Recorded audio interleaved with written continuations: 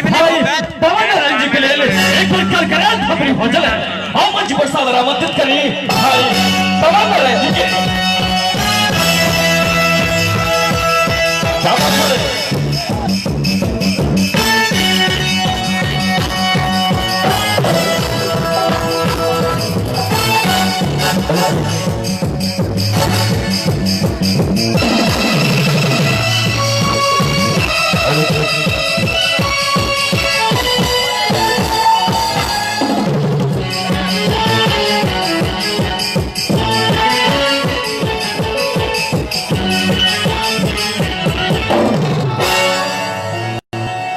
आदरणीय तमाम श्रोतागण के हम पवन नारायण दोनों हाथ जोड़ के प्रणाम करे छी साथ ही साथ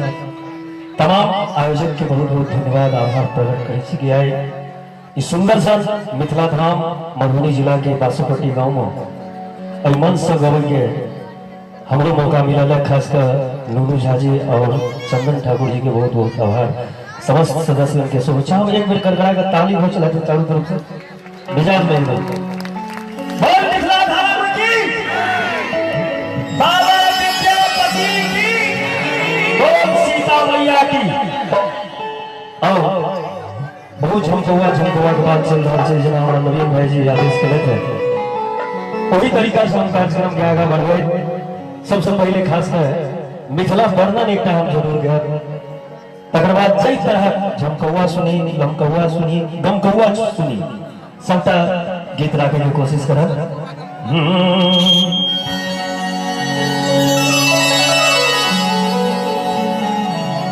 जग में जता पहले उगई सूरज देव कोशी कमला बला मैं वही ना सब एक बार करकरा का ताली बजा दियो अब ताली बाजे लागे श्यामा माई मंदिर दरभंगा में जा रहा है धरती पर अब अबू सब साथ कर मीठ मीठ ताली बजा दी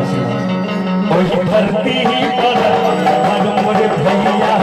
भैया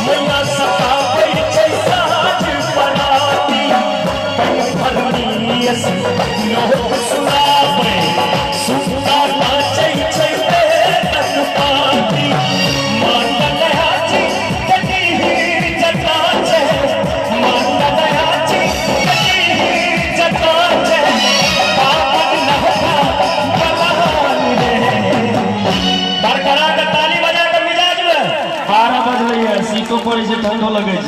वही धरती भैया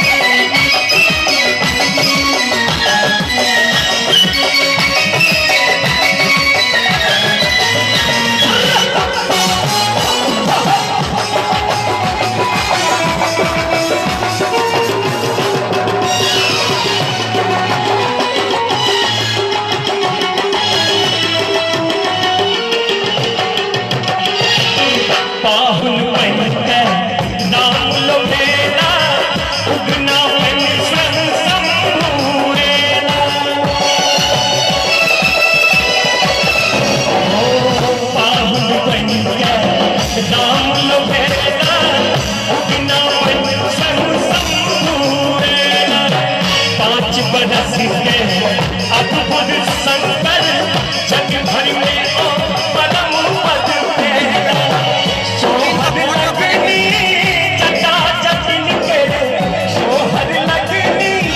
जटा जटिन के सुंदर मिलकर अंबेश अंगले करगड़ा के कनिको ओ भरदे भरदे भैया कोई धरती पर धर्म भैया भैया विद्यापति के गान में जग में जता पहले गई सुरुचि देव जग में जता पहले गई सुरुचि देव दोषी कमला बना कोई धरती पर धर्म भैया विद्यापति के गान में धरती पर धर्म भैया विद्यापति के गान में धरती पर धर्म भैया विद्यापति के गान में विद्यापति के जान में विद्यापति के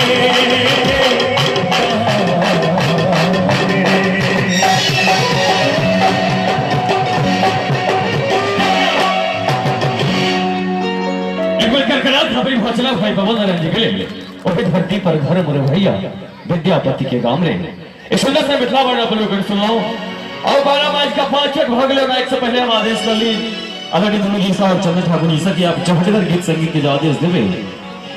और निश्चित रूप में आप लोगों के समक्ष कि चहटगर खटगर मीठ लगा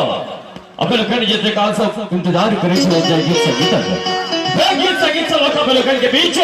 मंच पर सादर आमंत्रित करी भाई पवन नारायण जी के एक बार करकरा खबरी भोजरा भाई पवन नारायण जी के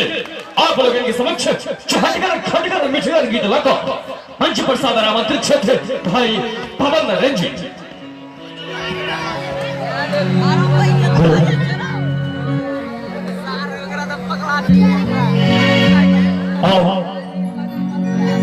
अभी सब गीत खासकर विद्यापति के तनिक लाज राखे खराब के छे चहटगर सब तरह के छे लेकिन नौजवान श्रोता केना केना ताली बजबै छी अहाँ सब देखोगे पर हम सब बजा देबै श्रीमान अहाँ सब से आग्रह एक बार मीठ मीठ ताली बजा दियो हम भजन दीवाना जहिया सन ना लड़ल लेकिन केना का ताली बजा कर मीठ मीठ मुस्कान में आहो सब आग्रह करब अहाँ 8 साल से हमरा 8 साल के रही तही से हमरा जाने की तकरीबन चंदन जी बिसर के चले थे प्रमोद साहबा के कैसे बंधन रहे से हम ही बजे रही सर एक बार ताली आऊ सब बजा दियो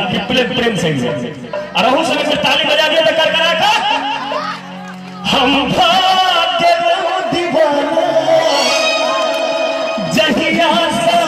नैना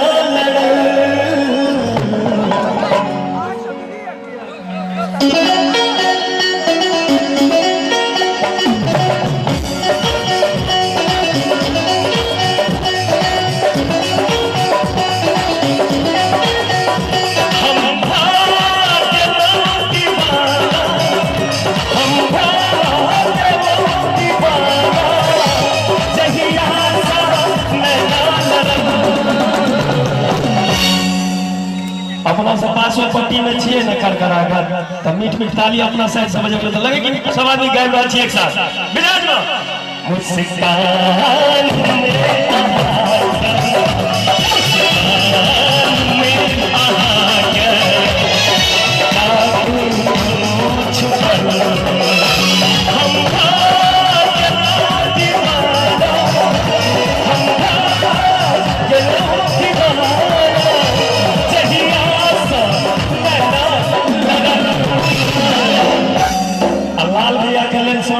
ताली ने बजते भैया हो ये सुंदर सन आवाज के लिए अभी उत्तरी बिहार के सबसे बेस्ट सॉन्ग हमारे लाल जी के लिए जोरदार ताली इंजीनियर साहब के लिए जोर मुस्कान में